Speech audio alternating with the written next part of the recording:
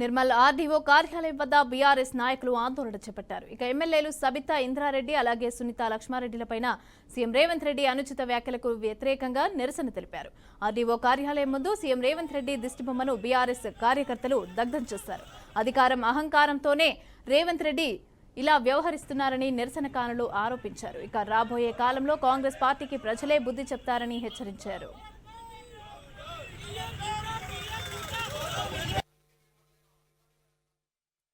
అసెంబ్లీలో సీఎం రేవంత్ రెడ్డి మాజీ మహిళా మంత్రి సబితా ఇంద్రారెడ్డి మీద మరి సీతారెడ్డి గారి మీద అనుచిత వ్యాఖ్యలు చేసిండు. రేవంత్ రెడ్డి తెలంగాణ మొత్తం ఆడపడుతున్న అవమానపరిచినట్టే ఖబర్దార్ రేవంత్ రెడ్డి ఈరోజు రాష్ట్ర కమిటీ పిలుపు మేరకు సీఎం రేవంత్ రెడ్డి గారి దిష్టిబొమ్మ దహనం చేయడం జరిగింది.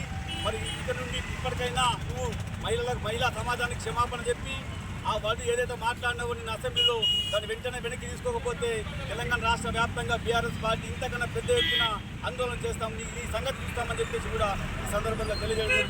నిన్న అసెంబ్లీలో ఈ అక్కలని నమ్మొద్దు అంటారు. మరి ఈ తమ్ముడికి ఈ తెలంగాణ అక్కలు ఏం ద్రోహం చేసిందో మరి సభాముఖంగా అసెంబ్లీ పర్వంగా ఆయననే సమాధానం చెప్పాలా.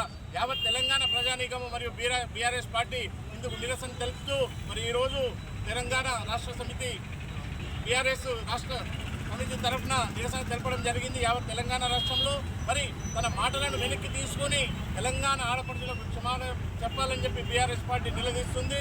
మరి ఇప్పుడు మా తమ్ముడు రాము గారు చెప్పినట్టు ఈ విషయాన్ని అసెంబ్లీలో రికార్డ్స్ నుంచి తొలగించి ఆయన క్షమాపణ చెప్పకపోతే